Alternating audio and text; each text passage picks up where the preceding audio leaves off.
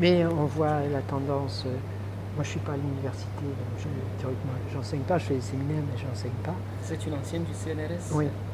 Comme Bourgeois? Oui. Mais mes collègues qui sont à l'université, la recherche est de plus en plus la dernière roue du chariot, quoi.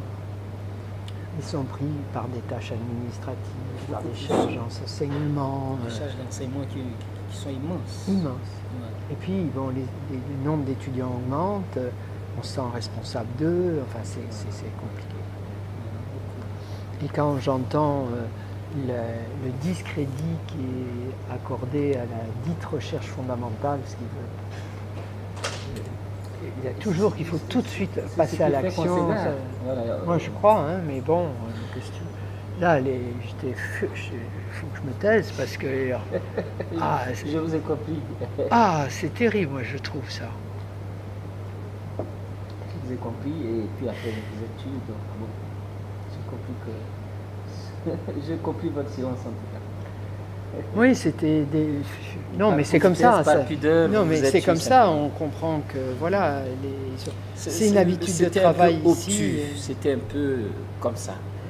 Soit on s'inscrit dans la volonté de la masse qui voudrait que ce soit tout Mali ou rien du tout, ou soit on brise ça et puis on rend un peu transversal les pensées.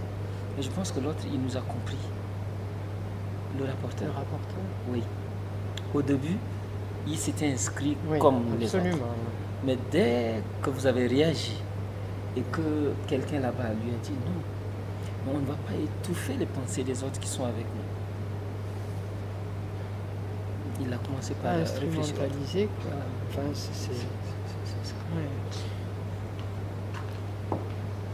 Mais Odyssée aurait peut-être dû tracer d'emblée. Parce que c'est vrai que les titres des panels sont pas assez précis finalement. Et c'est pourquoi on avait demandé avec AFO est-ce qu'il n'y avait pas un TDR, les termes de référence des panels, parce qu'il fallait les préparer au préalable. Et le professeur Cheban a pris la parole pour dire que ça c'est le côté raté. On aurait voulu que ce soit. Nous l'avions souhaité vivement. S'il y avait une feuille de route pour les panels, on ne serait pas en train de balbutier, on allait à l'essentiel. Et ce serait réellement un débat enrichissant. Mais tel que nous le faisons, c'est un peu un genre fourre-tout et on peut mettre n'importe quoi. Parce que parallèlement, il y a un forum en Bambara avec les chefs de quartier. Ici en parallèle, sous la paillette. Ah d'accord, aujourd'hui. Ah oui, en même temps que les nôtres. C'est pour ça qu'on en a regroupé 2, pour qu'il y en ait 3 en tout, et il y en a un avec l'ancien ministre de la décentralisation. Qui est ici. Qui est là, Ousmane Sy, il est là. Il est venu pour ça. Donc, j'ai compris que là, on est dans une instrumentalisation politique de la rencontre. C'est ce qu'il faut chercher à éviter. Heureusement, l'autre a pris la parole pour essayer de recadrer les choses. Mais le monsieur qui n'était pas là pendant 3 jours et qui est là, chez lui, c'est comme ça. Oui, comme il est arrivé en administrateur ou en représentant de l'administration centrale. Exactement. Il a voulu à un moment donné même nous dicter le rôle des chefferies qu'il fallait simplement mettre comme proposition. Ah non, ça ne peut pas se passer comme ça.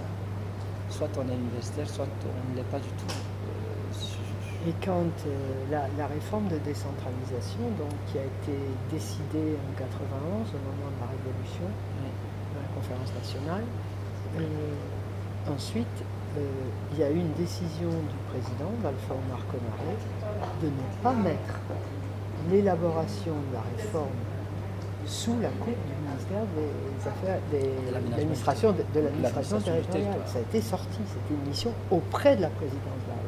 Pour être un peu au-dessus. Pour être indépendant, absolument. Voilà.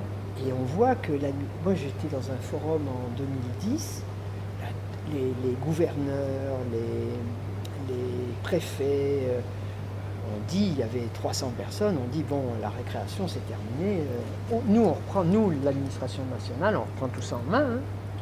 Bon. Ah oui.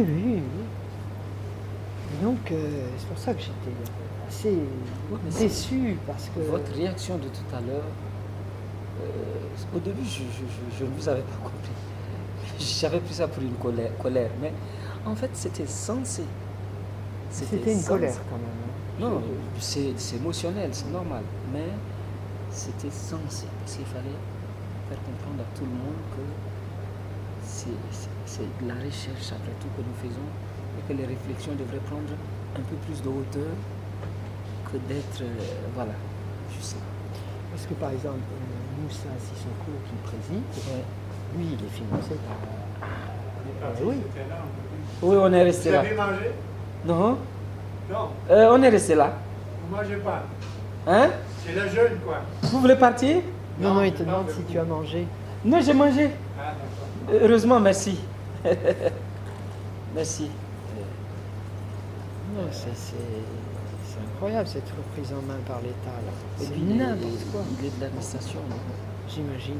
Parce que son discours, la terre n'appartient pas à l'État. Mais si la terre appartient à l'État, on dit ça aux paysans en disant mais la terre, Mais la si terre elle c'est pas à appartient, vous, c'est nous qui décidons s'il y a une Voilà. société minière ou pas. Et c'est terrible quoi. Donc, j'ai compris qu'il fallait pas toucher à tout ça, il fallait Oui, partager. il y a des sensibilités qu'il ne faut pas heurter. Mais bon, j'ai quand même admiré la volonté de l'Odyssée Oui, de s'ouvrir.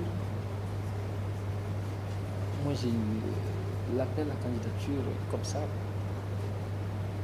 par personne interposée, et puis je sortais d'un colloque du Burkina, puis j'ai vu ça, je dis mais tiens, ça c'est intéressant, il faut que j'écrive un papier. Et j'ai monté rapidement un résumé d'intention que j'ai envoyé. Comme c'était le tout premier, aussitôt ils m'ont répondu 2 ou 3 heures plus tard. Pour me dire qu'ils ont accusé réception et que d'ici quelques jours, quelques semaines, on verra les résultats. Je me dis, mais bon, ça c'est déjà intéressant si ça marche. parce qu'il y a un gars qui a pris la parole hier, qui était donc un Malien et qui a été refusé. Oui. Donc, j'ai aucune idée de comment les choix sont faits. Parce que je suis dans le comité scientifique de l'ISP. Ah On d'accord, n'a pas été associé. d'accord. Bon, mais par exemple, son cas, il a été assez maladroit. C'est ce qu'on lui avait Bien pensé. sûr, mais du coup, nous, on découvre que, en fait, il y a eu des sélections, que... voilà. Surtout par exemple en national, comment est-ce qu'ils ont été sélectionnés au niveau national? Parce que pour nous autres, ils ne nous connaissent pas. Ce sont nos documents qui sont arrivés, personne ne nous connaît. Mais au niveau national, comment est-ce qu'ils ont fait la sélection? Comment est-ce que ça a été? Et il n'y a ni le Burkina, ni le Sénégal, ni la Guinée. Les pays limitrophes. Puis bon, l'Afrique centrale, je ne sais pas, je suis tombé là-dedans, je suis seul. Il y a, L'Afrique centrale, il y je a- suis seul. Ah oui, oui, c'est Je vrai, suis c'est seul. vous qui avez parlé du Cameroun, je suis idiote, oui, bien sûr. Je suis seul à venir du Tchad, mais ni le Cameroun, ni la RCA, ni le Congo. Alors que c'est des expériences assez riches aussi. Ah oui. Moi, j'ai étudié au Cameroun complètement. Voilà. Je sais par exemple, le Cameroun est, en termes de formation, le pays leader de l'Afrique centrale. C'est un peu comme le Sénégal de l'Afrique de l'Ouest. On ne peut pas faire de la recherche et ignorer le Sénégal. Non, non, c'est se méprendre. Peut-être qu'il n'y a pas eu de candidature. Oui, ça c'est aussi la faute de nos amis du Sénégal. Ici, ils se considèrent en leader. Ça fait qu'ils regardent un peu d'en haut les autres et de temps en temps ça crée des frustrations. Oui. Oui.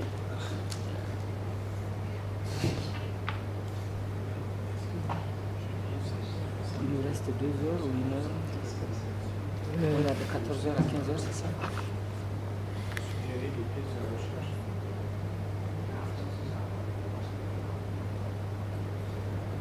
De 15h à 16h30. Ah ben on a jusqu'à 15h directement. Non, on reprend nous à 14h, c'est ça? 14h, Parce qu'on a encore du boulot à faire. Et à 15h, c'est la synthèse et les recommandations. Oui, mais il y a quand même une chose. Est-ce qu'il ne serait pas bien de donner quelques pistes de recherche? Tous azimuts, pourquoi ce n'est pas... Pourquoi pas mais enfin, moi, je ne me sens pas vraiment d'insister parce que ça a été proposé et puis personne n'a repris, quoi. La question des langues a été ou bien c'est pas la peine parce que les jeunes, de toute façon, sous-entendu, ne s'occupent pas des langues nationales. Le directeur de l'Institut de sociaux, il a dit de toute façon, c'est pas nous, c'est l'État. Bon. Puis bon, la poche foncière, genre. Ça a été repris, ça. Ça a été repris finalement, ça. J'espère, j'espère, parce que rien ne se fait aujourd'hui sans ça. Rien. Mais l'une des recommandations qui vient de la fille du ministère, là, faire en sorte que les femmes soient dans le conseil de village, elle n'est jamais allée en brousse, quoi. C'est complètement impensable. Est-ce qu'elle connaît les réalités? Complètement Peut-être impensable. qu'elle est restée ici, en capitale, et qu'elle ne connaît pas la brousse. Et donc, c'était du Sahel. Oui, ça y est.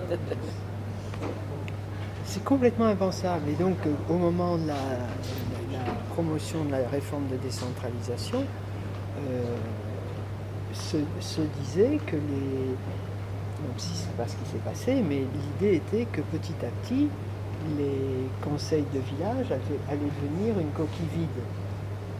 Et que qu'on ne pouvait pas changer, que les procédures d'accès au pouvoir, et qui prend la parole et comment on décide.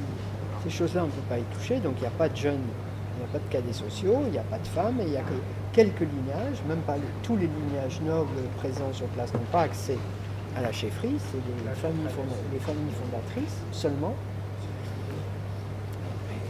Donc, personne au Mali n'envisageait de changer ça. Peut-être qu'ils ont tort, je ne suis pas compétente. Mais l'idée, c'était la décentralisation va offrir un lieu de fabrique du politique où ces gens exclus vont se retrouver.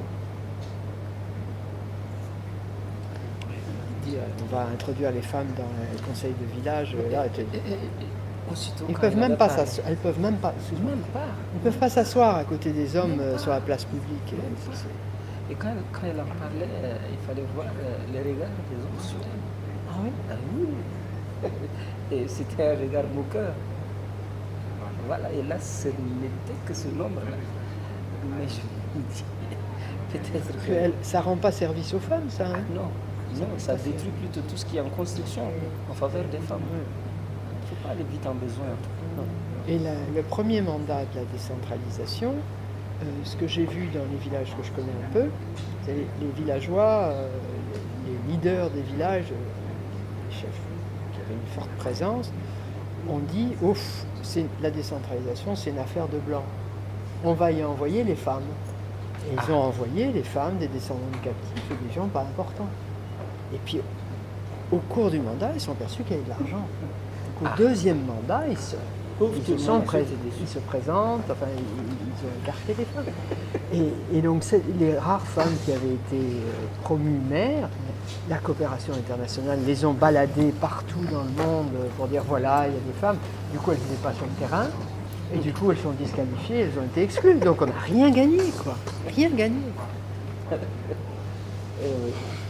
Comme quoi, tout ce qui permet d'avoir un peu de sous attire tout le monde. Voilà, je vais aux toilettes. Oui.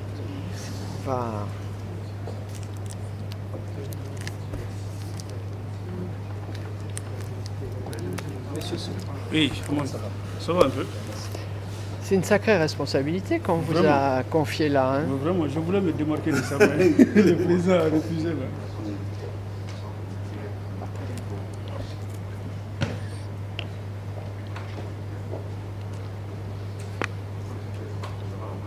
Parce que moi, à mon entendement, la logique est que si on se focalise sur le cadre national uniquement, il n'y a pas de problème. Ça, on peut dégager toute une série de recommandations du point de vue scientifique même, soit du point de vue même de l'innovation de certaines choses, on peut le faire au cadre national. Mais comme on est avec des invités extérieurs, ils sont beaucoup plus en retard par rapport au cadre du Mali. Vraiment, on est obligé vraiment de suivre leur rythme aussi pour qu'ils se reconnaissent un peu dans les... Oui, là, vous parlez des pays, mais les chercheurs, ils ne sont pas en retard sur quoi que ce soit. Non, mais par exemple, je prends le cas du Niger, du Tchad, ils ont été étonnés comme quoi vraiment notre réforme a atteint vraiment un tel niveau. Du point de vue de la recherche même, l'essentiel est que vraiment si ces recherches ont abouti à quelque chose, c'est au pouvoir public de s'approprier de la chose.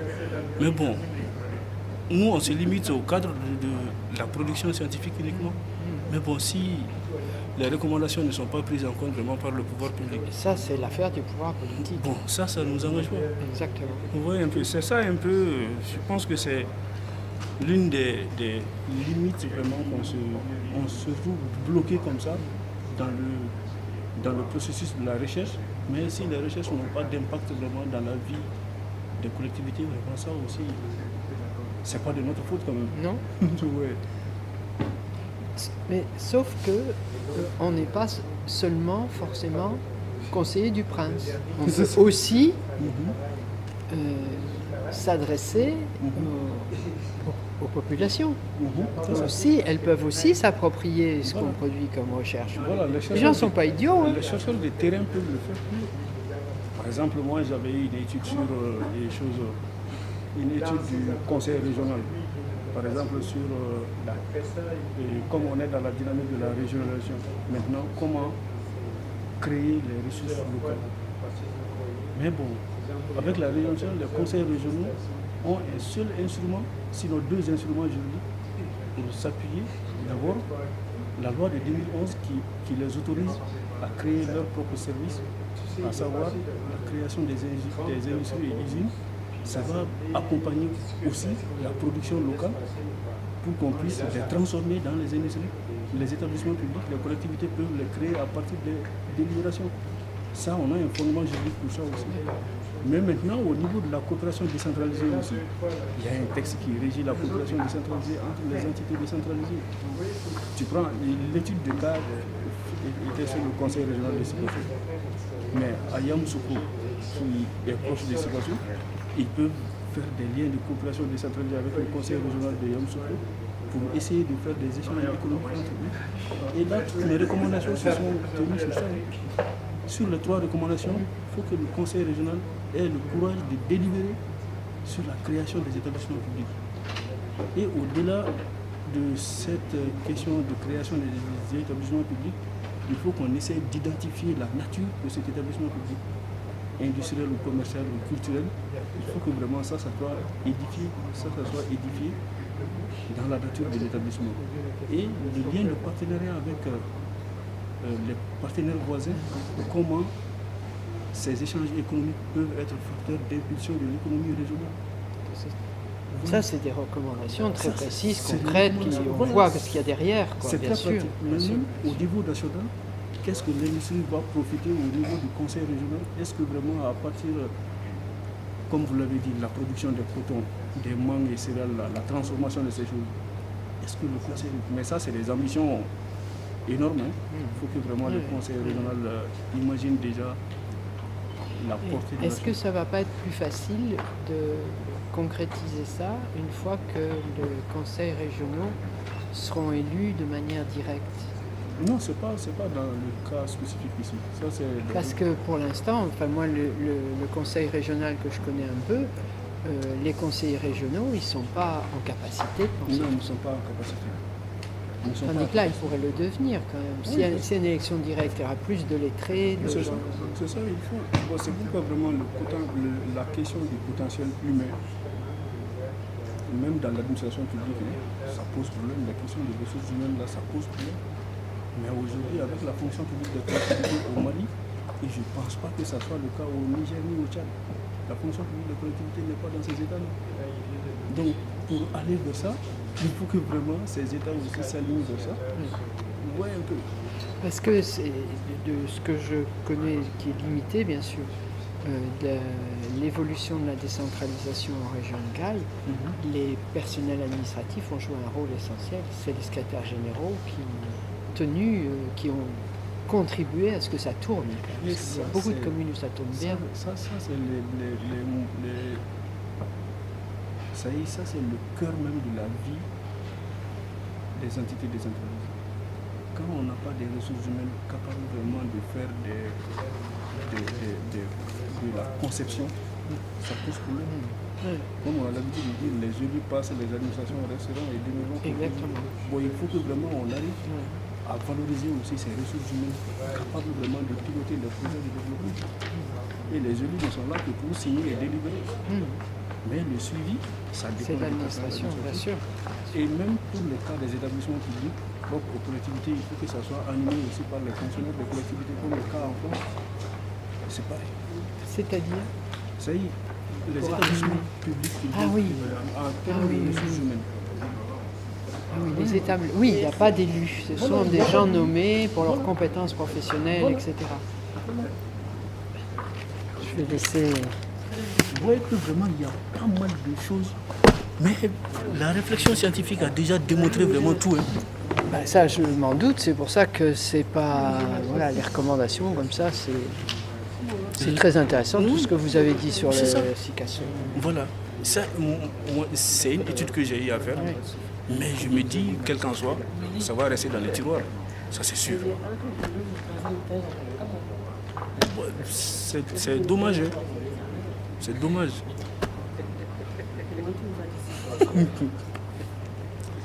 C'est bon, sur le cas du... Par exemple, sur cette étude faite à Sikasso, est-ce qu'elle a donné lieu à une restitution publique à Sikasso avec tout le conseil régional et toutes les personnes, plein de personnes ressources? Non, j'ai procédé d'abord à une enquête de terrain de tous les échantillons qui rentrent dans le cœur du développement régional. Le gouverneur de région, le conseil régional même, les maires, les organisations paysannes et la société civile, même en termes d'expertise de la potentialité économique, en termes, quand on fait le bilan de la saison, qu'est-ce que la région de Sikasso peut engendrer vraiment comme résultat, et à partir de ces résultats-là, qu'est-ce qui peut être profitable pour l'industrie régionale, qu'est-ce qui peut être exporté vraiment par rapport aux autres États voisins, comme je vous ai parlé du cas de Yamoussoukro. Qu'est-ce que Yamoussoukro peut avoir comme besoin en termes de ressources agricoles à côté de Sikasso, en termes d'échange? Est-ce que vraiment on ne va pas essayer de réglementer ça pour qu'au moins le monde paysan puisse avoir satisfaction vraiment à un certain degré de son bilan agricole, au lieu de faire le commerce de façon informelle comme ça? Mais quand même, ça peut profiter à l'économie régionale, ça peut profiter au monde paysan, ça peut aussi profiter vraiment aux États voisins. Donc il y a une loi au Mali qui permet à un conseil régional de créer un établissement public industriel ou commercial. Ça, c'est même pas propre au conseil régional seulement, ça c'est propre à toutes les entités décentralisées. Les communes, le conseil des cercles, le conseil régional. C'est une loi de 2011. Parce que moi je ne trouve pas je ne sais même pas imaginer une solution dans la zone que je connais un peu, donc Eneba par là, pour donner aux villages, aux comités villageois, des outils pour faire face aux problèmes. Et donc les communes pourraient créer un établissement public,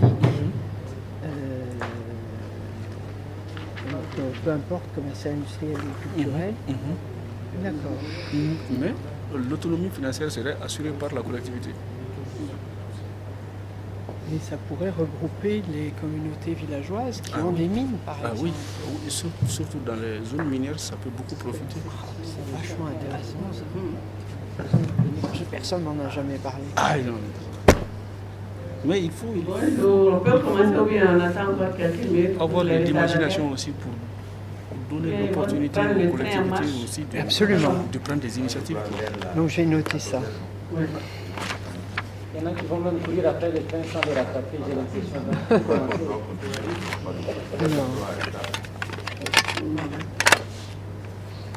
Donc, avec votre permission, nous allons continuer la lecture des propositions et recommandations. Et puis le toilettage, quoi. Commercial, culturel. Le rapporteur, sauf. Bon, vous avez la parole. Donc, on était tombé d'accord sur 3 recommandations d'abord. Engager des réformes administratives en clarifiant les rôles et les attributions des acteurs. Et en tant qu'acteurs, on entend par là les représentants de l'État, les conseils communaux, les chefferies. Deuxième recommandation, Tcheman disait documenter les mécanismes de réglementation, de règlement endogène de conflits. Troisième recommandation, privilégier les mécanismes de réglementation endogène de conflits. Voilà sur les séries de recommandations qu'on avait retenues, nous étions au nombre de 3. Maintenant, sur la 4e recommandation, on avait retenu la cohabitation entre les pouvoirs traditionnels et les collectivités territoriales. La cohabitation entre les pouvoirs traditionnels et les collectivités territoriales. À ce stade, on avait mis entre parenthèses le cas des PDSEC, le programme de développement économique, social et culturel. Cohabitation, qu'est-ce que vous voulez dire? Oui, Mais monsieur bon, Théma. cohabitation, qu'est-ce que c'est? Bon, ça c'est pratiquement un constat. Je ne sais pas si ça a l'allure d'une recommandation. Non, le monsieur au fond. Oui. Alors, Les autres ne sont pas. rapporteur, est-ce que vous n'avez pas soutenu des recommandations là? On n'avait pas laissé les conventions locales. Oui, je viens. Voilà, je crois qu'on était limité à ce niveau. On avait dépassé le numéro 4. Le 4 là, c'était sur les conventions locales. Ouais, légiférer des mécanismes. Voilà, donc avant d'aller à la pause, quoi. Voilà. Merci.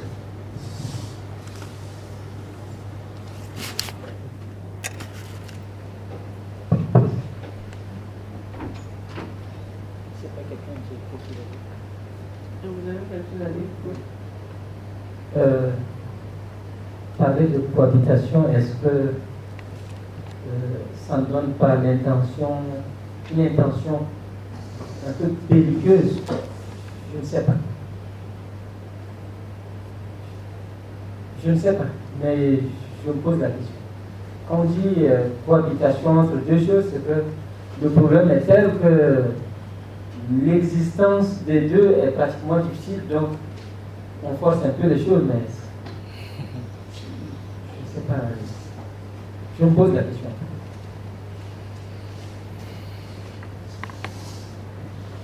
Restez je vous libère.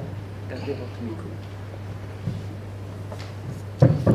Non, je ne pense pas que ça soit difficile. C'est que vraiment, il faut que les collectivités, en même temps les chefferies, soient au même niveau d'impulsion des politiques de développement.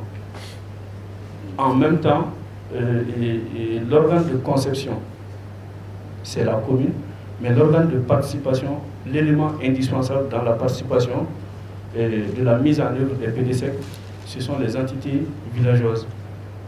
Donc le fait qu'ils cohabitent ensemble dans la même dynamique, je ne pense pas que cohabitation, ce n'est pas forcé. Mais si vous voulez, on peut changer le terme aussi. Si vous pouvez proposer. Ah oui, je dirais bien quelque chose là-dessus, mais ça va faire désordre encore. Merci de me donner la parole. Quand on fait des enquêtes de terrain en région de Caille, on s'aperçoit que le périmètre de la commune n'est souvent pas le bon périmètre en termes de développement. Parce qu'elles ont été constituées sur une base de relations historiques, des liens de famille, des tas de raisons légitimes, mais pas sur la pertinence en termes de développement. Elles ne coïncident pas, par exemple, avec un bassin versant. Or, dès qu'on veut faire de l'aménagement du territoire pour des aménagements agricoles, c'est le bassin versant qui est la bonne unité. Et donc, on est d'emblée dans l'intercommunalité. Donc, voilà, il me semble que si on était un peu prudent sur l'association commune et développement, ce serait peut-être bien, parce que l'histoire montre que c'est pas si simple, quoi. Je connais des communes qui ont été constituées pour des raisons historiques et politiques légitimes, mais il faut qu'elles s'allient avec 4 communes autour pour avoir un territoire qui a un sens pour le développement. Voilà, donc peut-être les questions d'intercommunalité, enfin voilà, j'étais un peu préoccupé par ça. D'accord. Et le problème de cohabitation, le mot cohabitation, je crois que c'est ce qui pose problème à M. Amand. Pas lui seul. Ah, c'est pas lui seul. Le président est venu. Ah, il est là. Non, mais je vais lui laisser ma place. Non, je bouge. Non, tu continues. Venez. Le président est venu. Je vous en prie. Non, tu peux continuer à...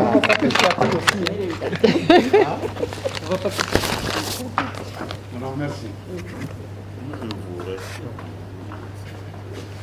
Monsieur le Président, on a eu une transition très douce avec des femmes qui ont... Ah, moi j'ai dit Donc, ça. il faut être à la hauteur. Je ne sais pas pourquoi tu dis aux femmes de me remplacer. Tout le temps comme ça.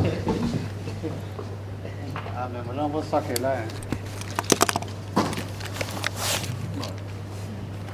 Je ne sais pas où vous en êtes.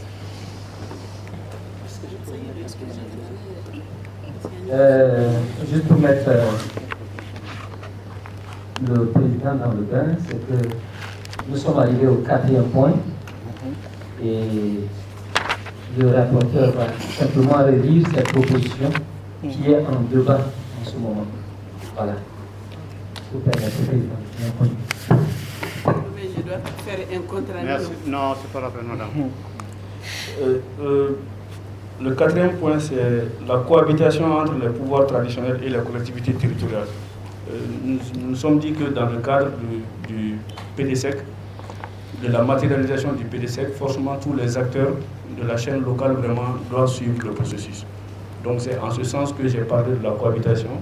Mais comme le président l'a dit, si ça n'agrée pas vraiment l'Assemblée, on peut supprimer la proposition même et puis continuer sur d'autres cas. Oui, enfin. Oui, je pense que la proposition est bonne, c'est juste le terme cohabitation. Je suggère améliorer les complémentarités entre ces deux types d'acteurs. C'est bon.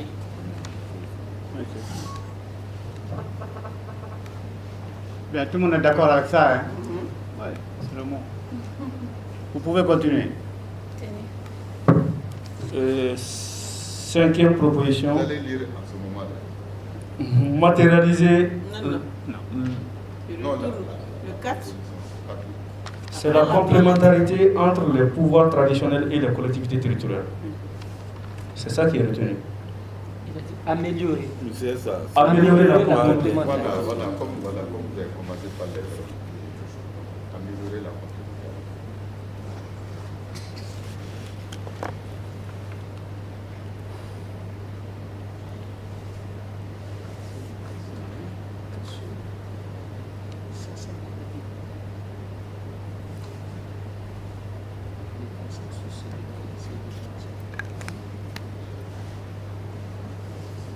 Pouvoir traditionnel.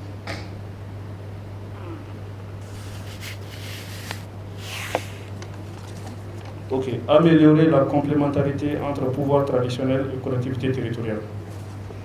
Maintenant, 5e proposition. Matérialiser la loi sur les indemnités de fonction des chefferies. Matérialiser. Oui. Oui, au fond. Est-ce qu'il y a une loi qui existe? Oui, il y a une loi qui dit ça. Donc appliquer la loi. Mais ça, c'est prêcher dans le désert.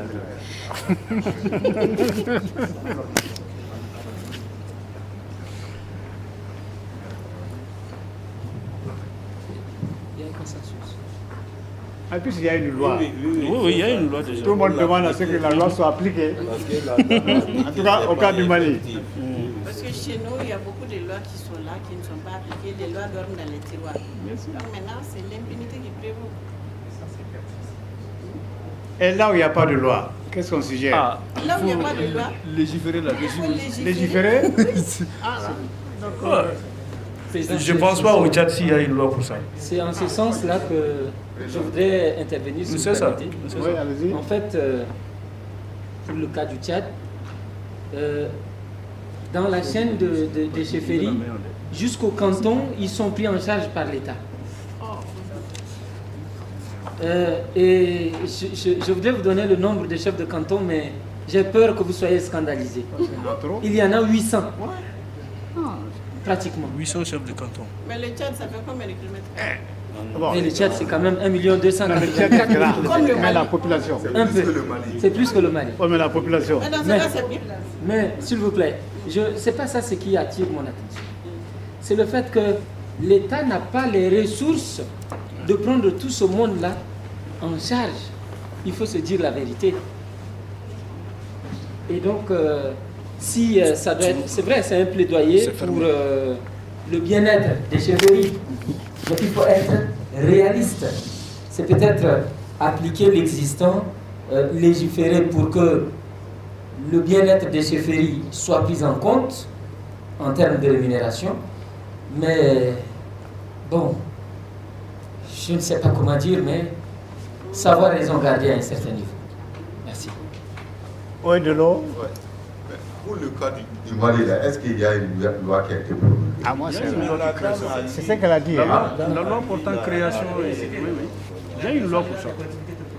Oui, mais c'est là-dedans, il est dit que les chefs de village sont rémunérés. Il faut que les chefs de village doivent bénéficier de... Est-ce que c'est dit? C'est dit là-dedans. Oui. Même dans le recouvrement des impôts et taxes. Non, oui. Non, ça c'est autre chose. Oui, mais quand même, sur la loi même. Ce n'est pas la Il y a même chose. une indemnité qui doit revenir au conseil de village. Ça, ce n'est pas la même chose. Non, la loi le dit. Non, c'est que vous Pour les venez de 4% dire, taxes et des impôts. Non, Voilà. c'est différent. Non, ça c'est différent. En dehors de ça, même Est-ce ça, qu'au c'est Mali, les- je sais une chose. Moi, je ne suis pas... Bon, le président, je sais une chose. Pendant ces élections communales, et je crois que c'est une première, les autorités ont décidé de payer à chaque chef de village 25 000 francs. Ça, c'était à titre exceptionnel. C'est parce qu'il y avait les élections. Mais ce n'est pas une loi qui disait ça. Et c'est la première fois qu'on a payé ces 25 000 au chef de village pendant ces élections communales. Ça, c'était. Ça continue ou bien ça s'est arrêté? Non, ça s'est arrêté. C'était pour les élections. Ça, c'était pour les élections. C'était clair et net. Est-ce qu'il y a une loi qui dit que les chefs de village doivent percevoir 25 000 francs par mois dans ce pays? Est-ce qu'il y a une loi? Il faut qu'on fasse attention. Hein? Voilà. Mais elle a dit d'appliquer cette loi qui fixe des indemnités. Est-ce qu'il y a? Ok. Elle dit Ah, elle a même peut-être donné. Elle a donné le numéro. Oui, 06 023. 06 023 du 28 juin 2006. Ou bien vous n'étiez pas là. J'étais là, mais j'ai Elle pas l'a dit. Ça a été bien dit. Elle a bien dit. Oui. Oui, mais. Oui, non, je suis d'accord.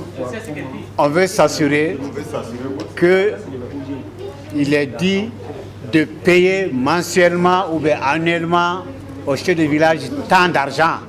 C'est ça. Hein? Elle arrive, mais elle est en retard. Ah, parce que. Il faut mettre ça en essence. On aura besoin de l'arbitrage d'elle et puis de... Ah ouais, parce que là. Voilà. Voilà, c'est ça. Ouais. Oh, mais Dr Fomba est là? Oui. Est-ce qu'il y a une loi qui dit que nos chefs de village doivent percevoir tant mensuellement de l'argent? C'est ce que j'avais dit. Il y a une loi justement sur les villages de pratique. Mais il y a question de relire cette loi aujourd'hui. Que l'État puisse payer, donner de l'argent, payer les chefs de village au titre des missions qu'ils assument. Voilà, donc. C'est un projet. Donc c'est la relecture, Oui, exactement. relecture de la loi existante. Pour donner des moyens. Voilà. Ça. Permettre au chef du village Ah, ça maintenant on comprend. Mais la dame a dit que ça existe. Elle dit Non. que ça existe, mais est-ce que elle a bien interprété? Oui. Il y a cette loi, mais peut-être qu'elle n'est pas complète. C'est pas une loi complète. Mais qu'il faut relire. Qu'il faut relire. Donc on va préciser la relecture de la loi 03, 0 combien, voilà. C'est la relecture. Et Ouais. la relecture va même aller au-delà des questions de prise en charge des chefs Ouais. du village, mais en termes de compétences même. Absolument. Et d'intervention des chefs du village. Donc c'est pour Vous allez révolutionner la dire maintenant fonction la de relecture manière de cette générale, loi. pas seulement en termes salarial. Oui. Donc, relecture, nous recommandons la relecture de la loi numéro 06023. Ah. On peut aussi ajouter de l'application, parce que l'autre loi qui est depuis 2006 n'a pas été appliquée aussi. La relecture doit être complétée aussi par l'application de la loi. En même temps, quoi, relire et puis appliquer. On ne sait pas ce qu'il y a dedans. Il y aura un décret d'application. Il y aura un décret. Il y aura un décret. Ça accompagne Le décret d'application. Donc depuis 2006, il n'y a pas eu ce Je suis sûr qu'il n'y a pas de décret d'application. C'est possible qu'il n'y a pas eu de décret. L'inflation législative est une manière de... C'est partout, hein, ça. Chez nous aussi. Voilà. Ok, on est d'accord sur ça. Proposition suivante. Monsieur Wali, on dit que le problème, c'est l'application. Faut-il appliquer? Vous avez dit vous-même que le problème au Mali, c'est qu'on a plein de lois, mais on les applique pas. Ouais. Et vous avez peur de mettre le mot appliquer. C'est pas dans ce cas de figure. Ils ont raison, président. Bon. Ils ont raison. Ah, mais vraiment, parce qu'il faut un consensus. Hein. Il faut qu'il y ait Est-ce qu'on peut mettre relecture et application, relire et appliquer. relire et appliquer la nouvelle loi? Chez nous, là, appliquer. Oui, mais malheureusement. Moi, je vois ça, ce n'est pas la peine de dire appliquer. Oui. Malheureusement, toutes nos lois ne sont pas appliquées. On n'applique pas, non. On sait que cela ne tient pas la route. Bien. Bon, la relecture, on met tout là-dedans. Voilà. Mais maintenant, est-ce que... Ouais. Ouais. Donc on continue. Proposition. c'est bon de mettre appliquer la loi? Bon, la relecture de la loi Ouais. de 2006, Ça, c'est tout, quoi. Non, la loi 06 oui, c'est de 2006. 023 28 juin 2006. Parce que ces gens-là, il faut être précis. Hein. Loi 2006, ça ne veut rien dire. Non, je vais mettre les références de la loi. Voilà, d'accord. Ok, on continue.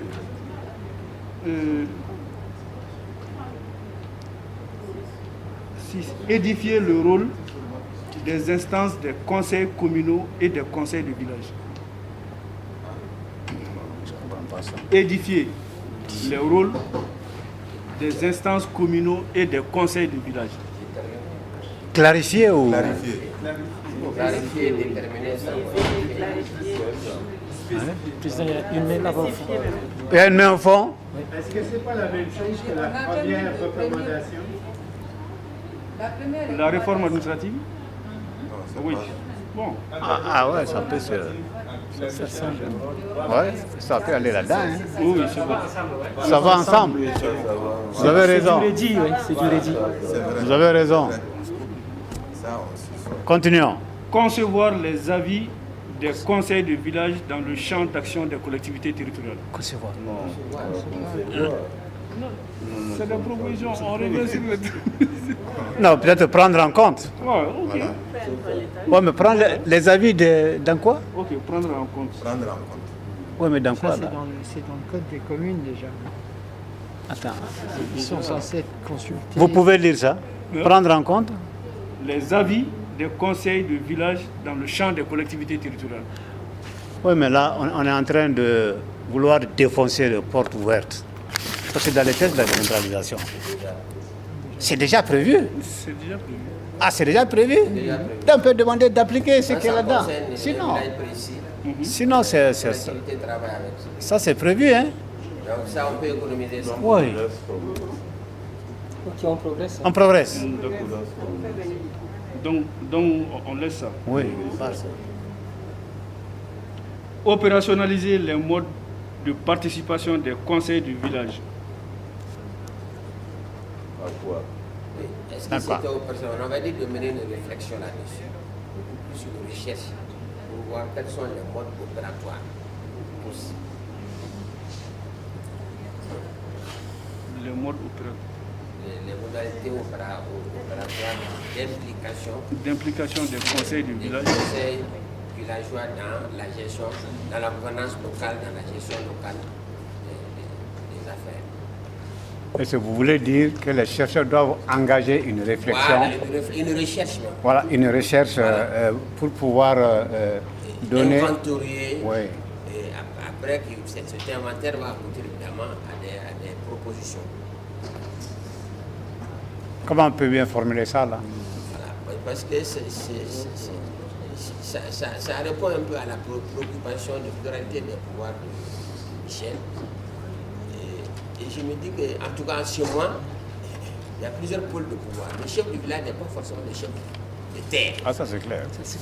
Et il ne peut pas décider des terres. C'est bien réparti. Et souvent aussi chez nous, le chef, c'est le dernier recours. Il est au sommet, il ne se mêle pas de la gestion quotidienne. D'accord. Il y a quelqu'un qui gère, qui le rencontre. Et quand il doit prendre une décision, il passe par un autre pour faire ça. Ok.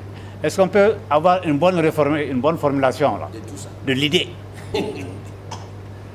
Ce que j'ai compris là-dedans, c'est les chercheurs doivent faire des investigations et au finish proposer des... Je n'ai pas toujours des solutions. Des options pour ouais. les décideurs. Proposer des options pour les décideurs. C'est ça. Ça met au cœur de l'action les chercheurs. C'est ça. Engager une recherche sur le mode opératoire d'implication des autorités ça c'est bon. traditionnelles dans la gestion locale des affaires. Oui. Engager des recherches. Engager une recherche. Sur les modalités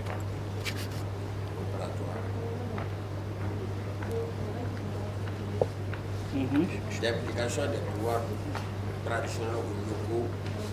Traditionnel, c'est mieux que nous. Pourquoi pas les pouvoirs locaux? Bon, bien. D'implication des pouvoirs traditionnels dans la gestion locale des affaires ou bien dans la gouvernance locale. Comme Michel dit que c'est un mot écran. Ouais, Michel veut parler. Je pense que ce n'est pas la peine de l'écrire, mais on peut le partager entre nous. C'est à la fois un inventaire, une enquête à mener concrètement, y compris à l'intérieur du Mali et avec des comparaisons internationales. On ne va pas le préciser, mais c'est les deux. C'est dans cet esprit vraiment. C'est vraiment le réseautage. Oui, c'est le réseautage en fait. Non, c'est dans cet esprit. C'est ça. Cet esprit. On est tous d'accord sur ça. On peut évoluer. On y va. C'est un point important.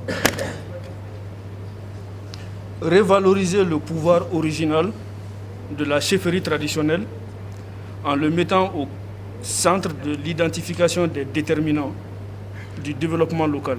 C'est une proposition de choses. Du monsieur du Niger là. Est-ce qu'il y a des... Oui. Non, bon, moi j'ai des problèmes avec des recommandations comme ça. Bon, oui. Micro. Nos chères dames là-bas au fond, est-ce que quelqu'un peut nous aider dans le partage des micros? Quand vous parlez des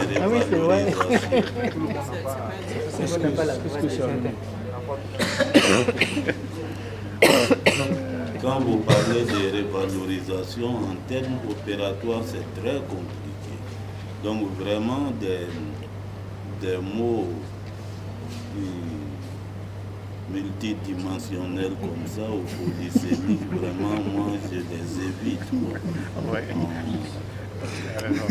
On révalorise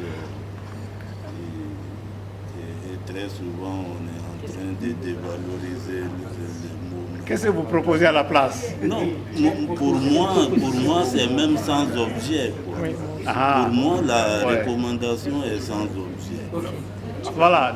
Non, Elles vont découler du point Je crois précédent. que les points précédents, si les points précédents sont vraiment bien traités, ça va découler. C'est ça. Donc ce n'est pas la peine de faire...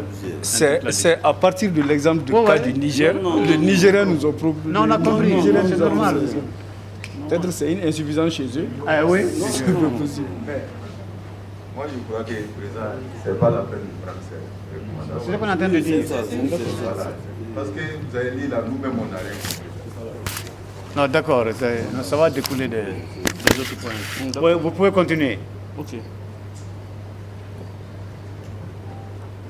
Bon, ça, c'est les autres détails sont venus après. Et comme renforcer l'information et la sensibilisation des autorités traditionnelles sur les enjeux de la décentralisation. Je pense que c'est une proposition qui est sortie aussi. Oui, ok. Mais ça, c'est bien. La formation à l'endroit des autorités traditionnelles sur les textes de la décentralisation. La formation sur la participation par voie consultative. Quelqu'un avait proposé ça. Qu'est-ce qu'on veut dire? Qu'est-ce qu'on veut dire par là? Parce que je n'ai pas compris. Ça, quand même. Non, la deuxième partie. Non. Ça, la dernière partie. La dernière partie, on peut l'enlever.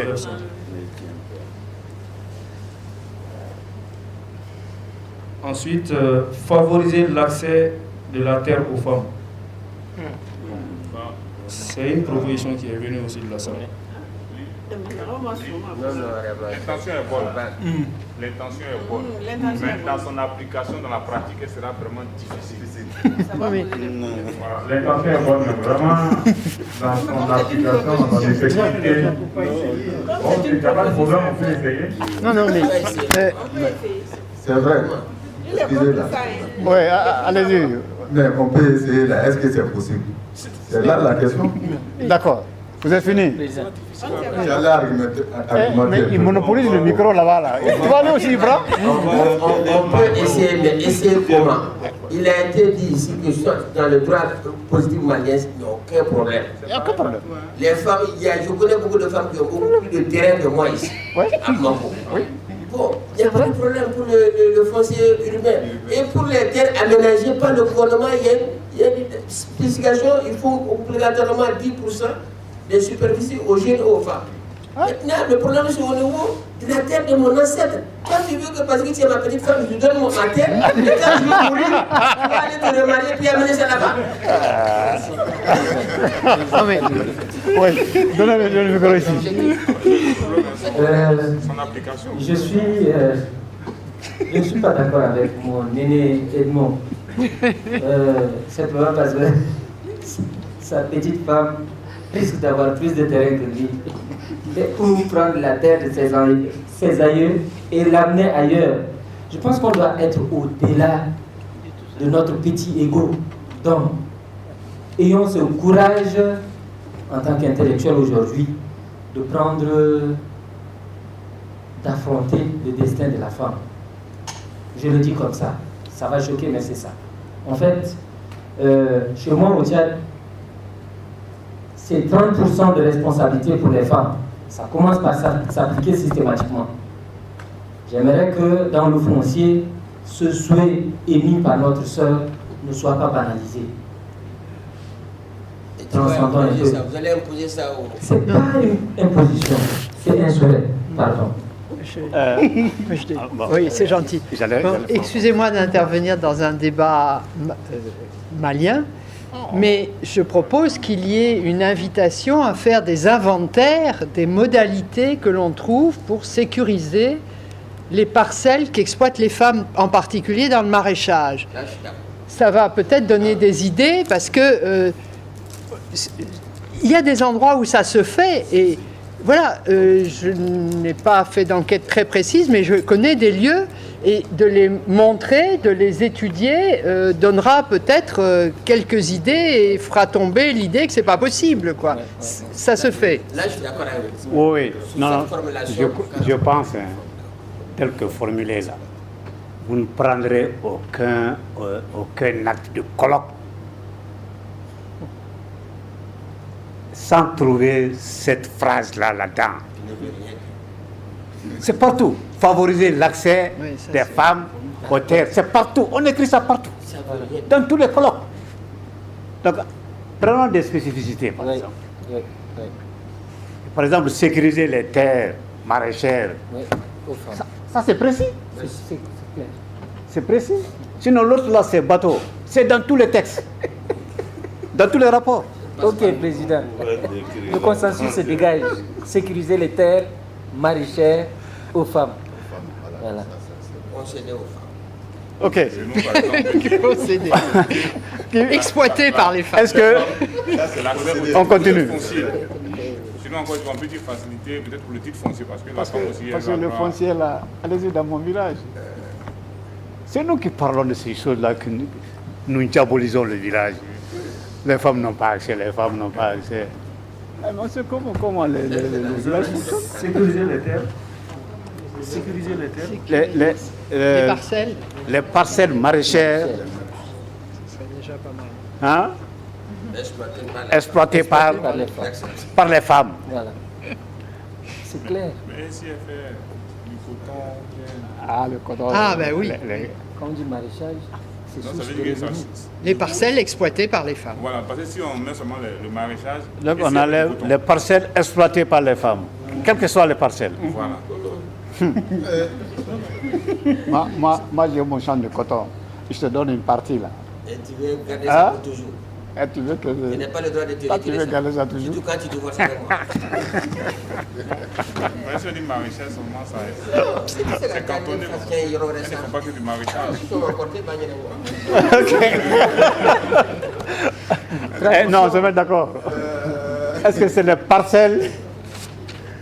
Bon, si je disais allouer aux femmes, peut-être que ça a une autre... Maraîchère, c'est c'est déjà un premier pas. Oui. Après, on parlera des autres parcelles. Il faut aller plus loin que ça. Parce que dès que, par exemple, dans un projet, dès que les femmes demandent, par exemple, ils ont un fonds pour installer un petit atelier ou quelque chose, si ça devient intéressant, elles se font arracher ça par les hommes. Donc, il faut aller plus loin que le maraîchage. Je pense qu'il faut rester exploité par les femmes. Les parcelles exploitées, ou les terres exploitées par les femmes. Pourquoi s'arrêter au maraîchage? Parce que le seul rôle des femmes, c'est de faire des légumes, non? C'est plus que ça. Elles font du qualité, elles font plein de choses. C'est plus que ça. Chez moi, le chef du village a accordé 2 hectares aux femmes pour planter, cariter et faire l'exploitation du bois à leur demande. Et ils ont entrepris avec le maire pour vraiment avoir ça. Tout le monde accepte, la commune accepte, tout le monde accepte. Pas de problème. Mais il se trouve que souvent, dans les familles, parfois, le chef du village donne peut-être une parcelle pour faire du gombo, pour faire de l'arachide, qu'elle vend même. Et il faut que ça lui soit demeuré éternellement. Parce que quand ce chef de famille meurt, toute cette terre-là revient à son successeur. Et il y a une redistribution. Donc vous allez amener du désordre par vos idées généreuses. Vous allez amener du désordre au niveau de vos familles. Moi je crois que le maraîchage, c'est vraiment collectif. C'est bon, c'est pas qu'on la limite à ça. Si elle veut faire du coton, elle fait du coton dans les parcelles de son mari. Mais ces terres du mari n'appartiennent pas au mari. C'est pas pour lui. Si le mari meurt, elle s'en va. Non, elle ne s'en va pas. Les terres là, il y a celui qui suit le mari, il y a une redistribution. Et on ne l'exclut pas, on lui donne toujours quelque chose. Mais ce n'est pas elle éternellement. Moi, non. Moi je crois. Moi je pense, c'est vrai. Vraiment, il faut faire attention. Ça peut déstructurer souvent le maire. Moi c'est le côté un peu économique que je vois de la chose. Quand les femmes sont convaincues qu'on ne va pas leur arracher ces terres-là, elles vont s'y investir davantage. Et qui gagne? C'est la famille qui gagne. C'est de mettre en confiance les productrices, qu'elles comprennent que on ne peut pas du jour au lendemain se lever et leur prendre ça. Surtout, ça les met en confiance et ça les incite à mieux produire Et ça profite à qui ça? Mais ça profite à la famille. Ou bien, mais c'est vrai. C'est trop sensible en Afrique. C'est très, très sensible. Ça, il ne faut pas se voiler la face. Parce que la femme, on a tout vu dans ce que la femme apporte, sauf la terre. La femme apporte l'or. Dans la dot, là, vous verrez quand elle vient, là, il y a l'or, il y a ceci, il y a cela. Mais on n'a jamais vu la terre. Donc, il faut qu'on fasse très, très attention. Trouvons un mécanisme qui met à l'aise l'ensemble des exploitants de nos terres. Et quand c'est ça, les femmes font partie de ça. Et on va le dire, mais ça va dormir. Hein? L'État malien qui n'a... Bref. On est tombé d'accord sur quoi finalement? Sécuriser. Maraîchère. Les parcelles maraîchères. Ah, bon. Est-ce qu'ils avaient des problèmes avant avec les parcelles maraîchères? Bien sûr, bien sûr. Parce que si elles ne sont pas sécurisées, elles ne peuvent pas acheter de clôture parce que ça coûte très cher, par exemple. Donc leurs cultures sont mangées par les animaux. Il y a plein de raisons de faire ça. En plein air, on verra si on va élargir ou... On progresse.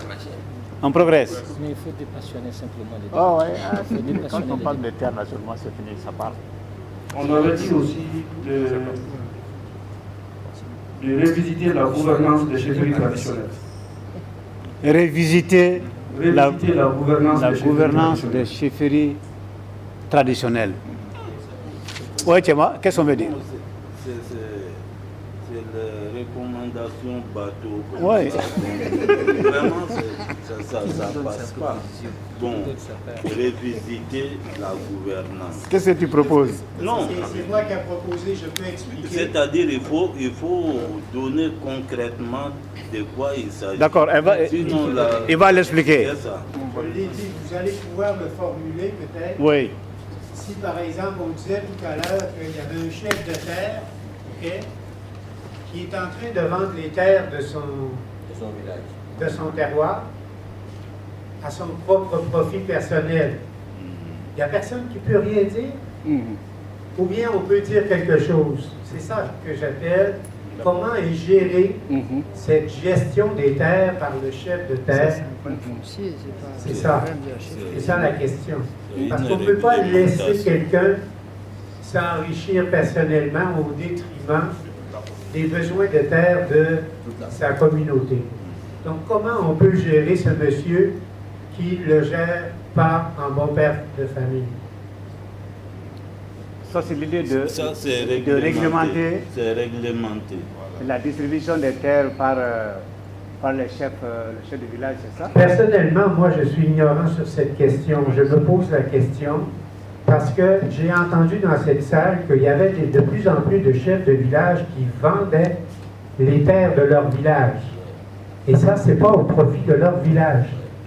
Donc, comment ces gens-là sont remis en question par leur population ou par la loi, je ne sais pas. Mais s'il n'y a rien qui existe, je pense qu'il faut, c'est un axe de recherche important qu'il faut mettre sur la table, quoi.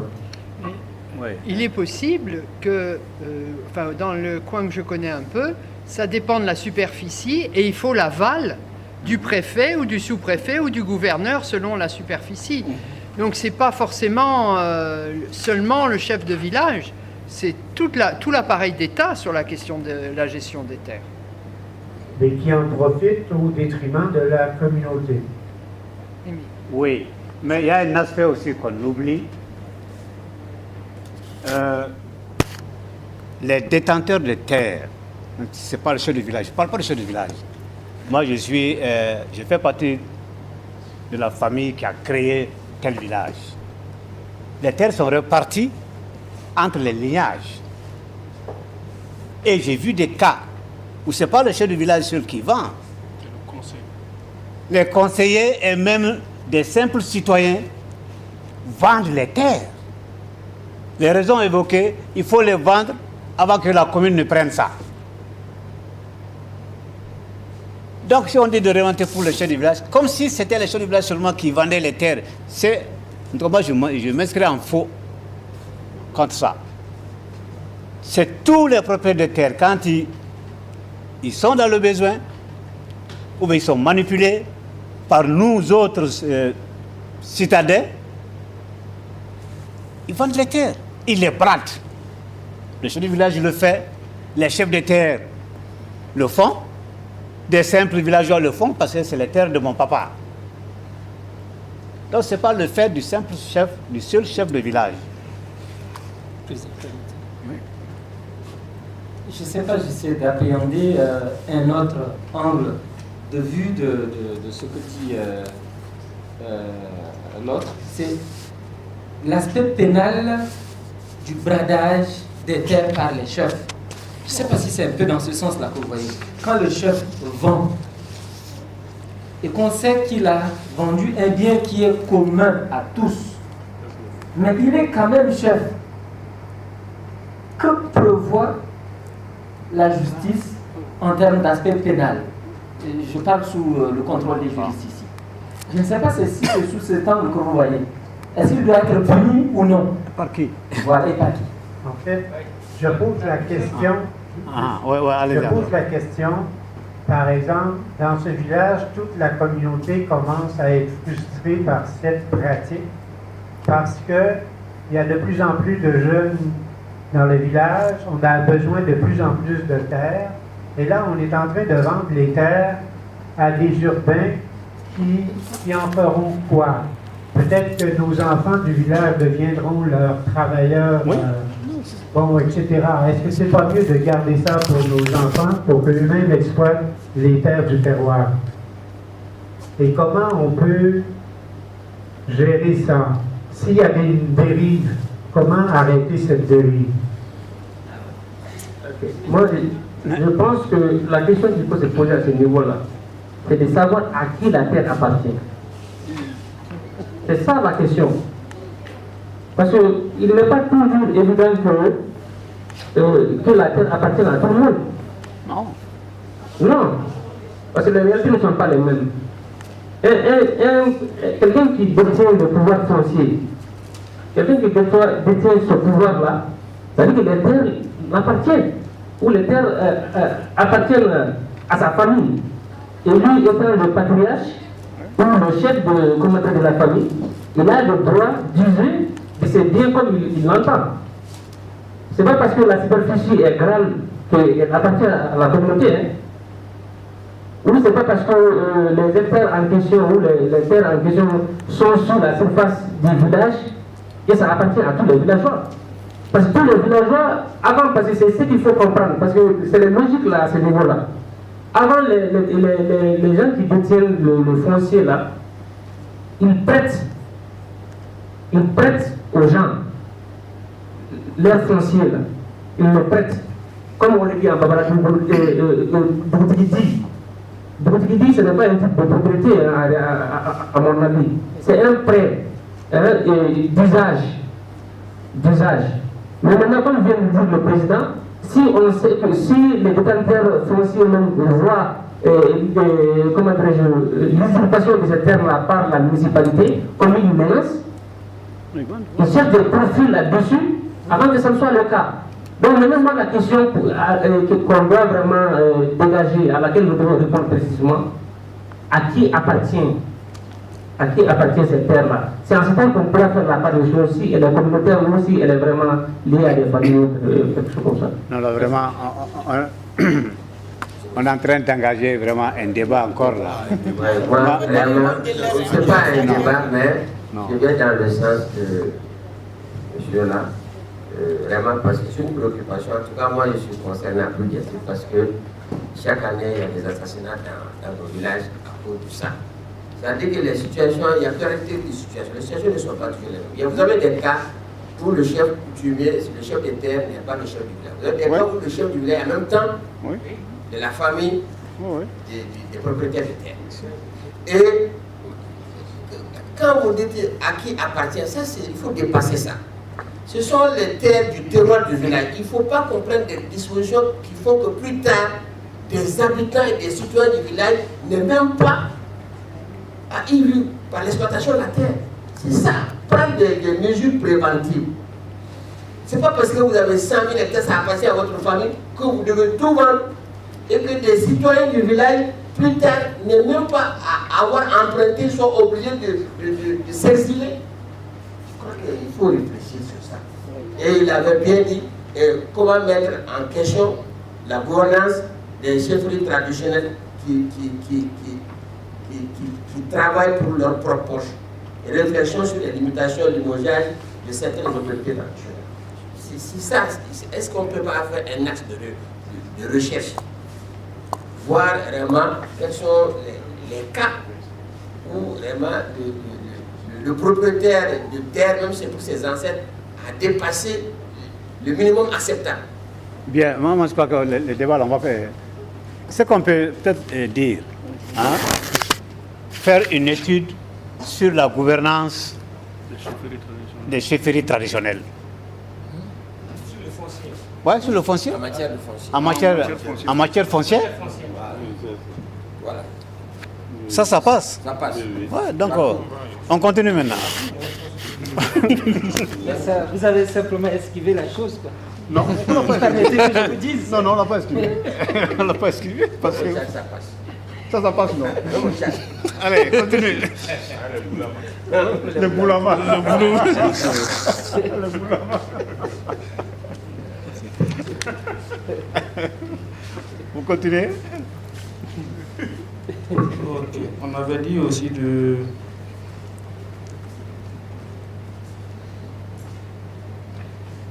mettre en place un réseau de chercheurs sur la question foncière.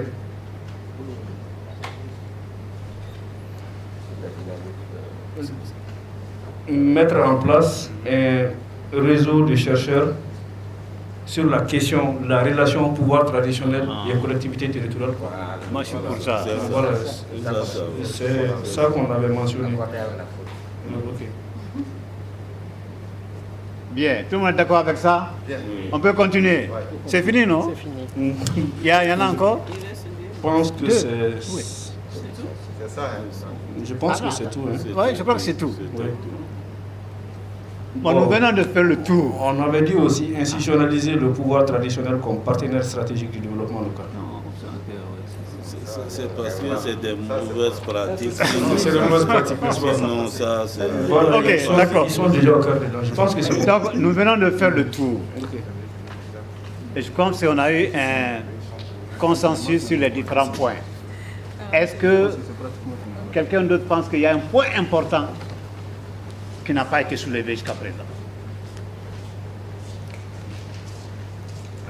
Vraiment de façon concrète. Non, moi c'est pour lui rappeler quoi, parce que si les conventions de Paris, il a pris ça. Si, j'ai pris ça. Ok. Donc, puisque je ne vois pas demain, peut-être laissons le temps au rapporteur de mettre tout ça au propre avant la plénière. Et on va vous donner la plénière, ils disent... Moi, je peux revenir là-dessus tout de suite. Pour que vraiment tout le monde soit... On va discuter encore. Non, on ne va pas discuter là-dessus. Non, il faut voir avec le président. Ah, mais il peut le lire rapidement. Hein. C'est pour ça qu'on a fait ça. Il faut le lire. C'est fini, président. On a tout fait ça. Oui, c'est ça. On fait confiance à la présidence. Après, allez nous dire là-bas, là, non, on n'a pas dit ça. Ça, j'ai peu peur de ça. Donc, on n'a que quelques temps. Hein? On n'a que 5-10 minutes pour ça. Et la première recommandation, c'est d'engager des réformes administratives. Il va les lire. Oui, c'est l'ensemble des recommandations qu'on a retenues. Engager des réformes administratives en clarifiant les rôles et les attributions des acteurs locaux. On avait dit représentants de l'État, les conseils communaux, les chefferies. Documenter les mécanismes de réglementation, de règlement endogène des conflits. Privilégier les mécanismes de règlement endogène des conflits. Légiférer sur les mécanismes de mise en œuvre des collectivités et des conventions locales. améliorer la complémentarité entre pouvoir traditionnel et collectivité territoriale.